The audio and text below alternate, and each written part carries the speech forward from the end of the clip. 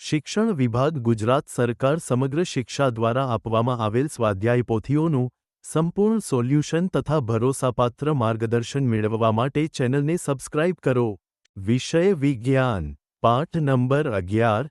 વિદ્યુત પ્રવાહની રાસાયણિક અસરો. પ્રશ્ન 1. નીચે આપેલા પ્રશ્નો માટે સાચો જવાબ પસંદ કરી તેનો ક્રમ ખાનામાં લખો. નંબર 1. એલઈડીના લાંબા છેડાને બેટરીના કયા ધ્રુવ સાથે જોડવામાં આવે છે? જવાબ ધન ધ્રુવ. Option A. નંબર 2. નીચેનામાંથી કયું વિદ્યુતનું સુવાહક નથી? જવાબ નિસ્યંદિત પાણી. Option D. નંબર 3. નીચેનામાંથી કયું પ્રવાહી વિદ્યુતનું મંદ વાહક નથી? જવાબ ક્ષારવાળું પાણી. Option C. નંબર 4. લોખંડને કાટ અને ઘસારાથી બચાવવા માટે તેના પર કઈ ધાતુનું આવરણ ચડાવવામાં આવે છે? જવાબ ઝિંક. Option A. પ્રશ્ન 2. નીચે આપેલ વિધાનોમાંથી સાચા વિધાન સામે ખરાની અને ખોટા વિધાન સામે ખોટાની નિશાની કરો. નંબર 1. હવા વિદ્યુતની સુવાહક છે. જવાબ ખોટું.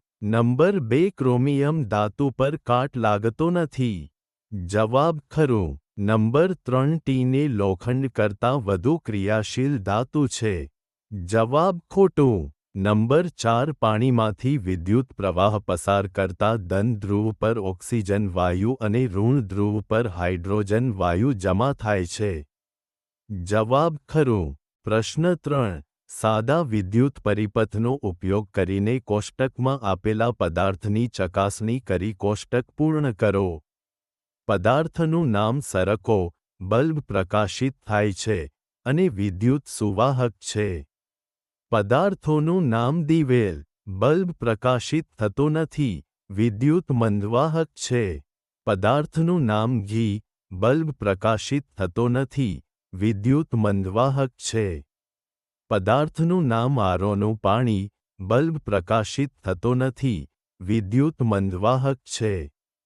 પદાર્થનું નામ ગુંદર, બલ્બ પ્રકાશિત થતો નથી, વિદ્યુત મંદવાહક છે. પદાર્થનું નામ નળનું પાણી, બલ્બ પ્રકાશિત થાય છે, વિદ્યુત સુવાહક છે. પદાર્થનું નામ મધ, બલ્બ પ્રકાશિત થતો નથી, વિદ્યુત મંદવાહક છે. પદાર્થનું નામ લીંબુના ફૂલનું પાણી, બલ્બ પ્રકાશિત થાય છે, વિદ્યુત સુવાહક છે. પદાર્થનું નામ દૂધ, બલ્બ પ્રકાશિત થાય છે, વિદ્યુતનો સુવાહક છે. પદાર્થનું નામ નિસ્યંદિત પાણી, બલ્બ પ્રકાશિત થતો નથી, વિદ્યુત મંદ વાહક છે. પ્રશ્ન 4. ટૂંકમાં જવાબ આપો. નંબર 1. ઇલેક્ટ્રોપ્લેટિંગ એટલે શું? જવાબ. વિદ્યુત વાહન દ્વારા કોઈ પદાર્થ પર કોઈ જરૂરી ધાતુનું આવરણ જમા કરવાની પ્રક્રિયાને ઇલેક્ટ્રોપ્લેટિંગ કહે છે. નંબર 2. નિસ્યંદિત પાણીમાં કયા કયા પદાર્થો ઉમેરવાથી તેને વિદ્યુતનો સુવાહક બનાવી શકાય? જવાબ. નિશ્ચિત પાણીમાં થોડું મીઠું, લીંબુનો રસ અથવા એસિડ જેવી આયર્ન આપતી વસ્તુ ઉમેરવાથી તે વિદ્યુતનું સુવાહક બને છે. નંબર 3. બાથરૂમના નળ અને સાયકલના હેન્ડલ પર કઈ ધાતુનું આવરણ ચડાવવામાં આવે છે? જવાબ. બાથરૂમના નળ અને સાયકલના હેન્ડલ પર સામાન્ય રીતે ક્રોમિયમ ધાતુનું પડ ચડાવવામાં આવે છે. પ્રશ્ન 5. વૈજ્ઞાનિક કારણો આપો. નંબર 1. પ્રવાહી પદાર્થોને વિદ્યુતના સુવાહક અને અવાહકમાં વર્ગીકૃત કરવાની બદલે વિદ્યુતના સુવાહક અને મંદ વાહકમાં વર્ગીકૃત કરવા વધુ યોગ્ય છે. કારણ કે પ્રવાહી પદાર્થોમાં વિદ્યુત પસાર થાય છે કે નહીં તે જાણવા બલ્બનો પ્રકાશ હંમેશા સ્પષ્ટ દેખાતો નથી. ક્યારેક પ્રવાહ નાનો હોય તો બલ્બ પ્રગટતો નથી.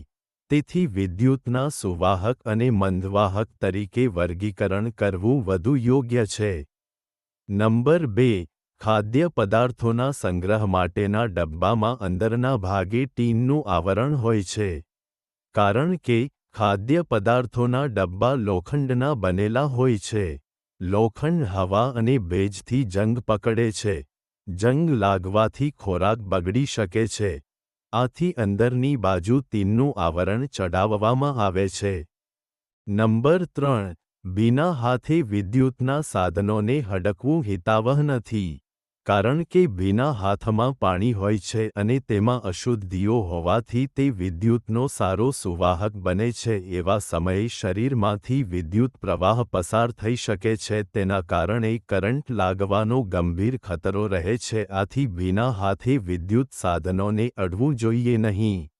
નંબર 4. હવા વિદ્યુતની મંદવાહક હોવા છતાં આકાશમાં વીજળી થાય ત્યારે હવામાંથી વિદ્યુત પસાર થાય છે. કારણ કે સામાન્ય પરિસ્થિતિમાં આવા વિદ્યુતને મંદવાહક છે, પરંતુ વીજળી પડતી વખતે ઊંચા વિદ્યુત દબાણથી હવા આયનો ઉત્પન્ન થાય અને તે સુવાહક બની જાય છે. તેથી વિદ્યુત પસાર થાય છે. નંબર 5. નિસ્યંદિત પાણીમાંથી વિદ્યુત પસાર થતો નથી જ્યારે નળના પાણીમાંથી વિદ્યુત પસાર થાય છે.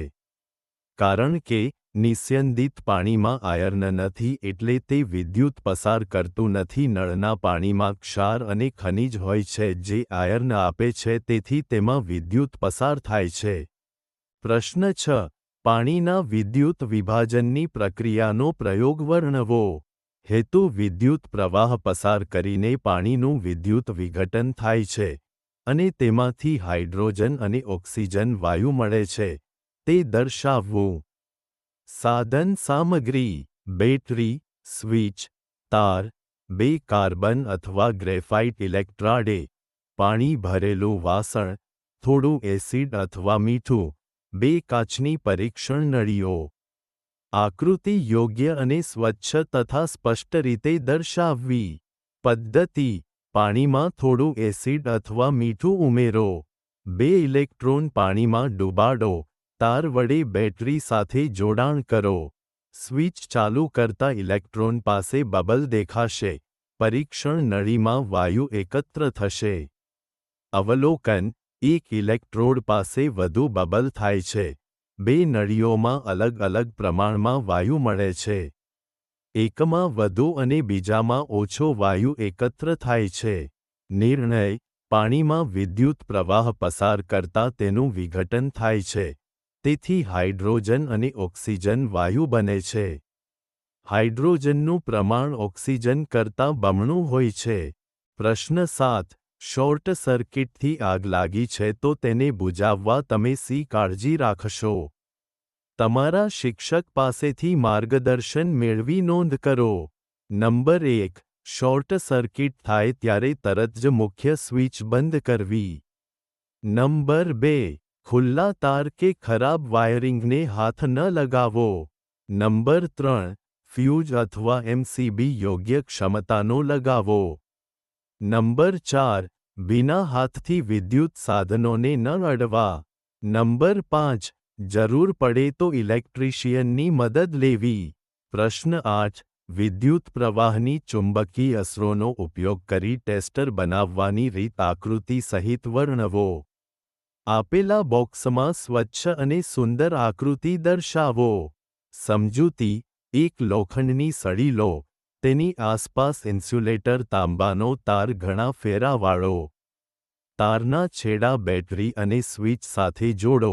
સળી પાસે નાનો કંપાસ મૂકો. પ્રવાહ ચાલુ કરતા કંપાસની સોય વળે એટલે પ્રવાહ છે.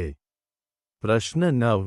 ઇલેક્ટ્રોપ્લેટિંગ દરમિયાન ધાતુ હંમેશા ઋણ ધ્રુવ પર જમા થાય છે. સવિસ્તાર સમજાવો. જવાબ: ઇલેક્ટ્રોપ્લેટિંગમાં જે ધાતુનો લેપ લગાડવો હોય તેની પ્લેટ એનોડ બનાવાય છે. જે વસ્તુ પર લેપ કરવો હોય તેને કેથોડ બનાવાય છે. વિદ્યુત પ્રવાહ પસાર કરતા ધાતુના આયર્ન દ્રાવણમાં જાય છે. આ આયર્ન કેથોડ પર આવી જમા થાય છે. આ રીતે વસ્તુ પર ધાતુની પાતળી અને ચમકદાર પડ ચડી જાય છે. પ્રશ્ન 10. બેટરીના છુપાયેલા ધન ધ્રુવની ઓળખ કેવી રીતે કરશો? જે પ્રવૃત્તિ આકૃતિ સહિત વર્ણવો. સમજૂતી: સ્વચ્છ અને સુંદર આકૃતિ દર્શાવો. સામગ્રી: બેટરી, નાનો બલ્બ, 2 વાયર પદ્ધતિ. બેટરીના બંને છેડા સાથે 2 વાર જોડો. એક વાયર બલ્બના તળિયાના ભાગ સાથે અને બીજો વાયર બલ્બના બાજુના ભાગ સાથે જોડો. જો બલ્બ પ્રગટે તો તે જોડાણ સાચું છે. હવે વાયર બદલીને ફરીથી જોડો અને તપાસો. નિષ્કર્ષ: જ્યારે બલ્બ પ્રગટે છે ત્યારે બેટરીનો જે છેડો બલ્બના તળિયાના ભાગ સાથે જોડાયેલો હોય તે ધન ધ્રુવ હોય છે. બેટરી પર સામાન્ય રીતે પ્લસ ચિહ્ન ધન ધ્રુવ દર્શાવે છે. આ રીતે પ્રયોગ દ્વારા બેટરીનો છુપાયેલો ધન ધ્રુવ ઓળખી શકાય છે.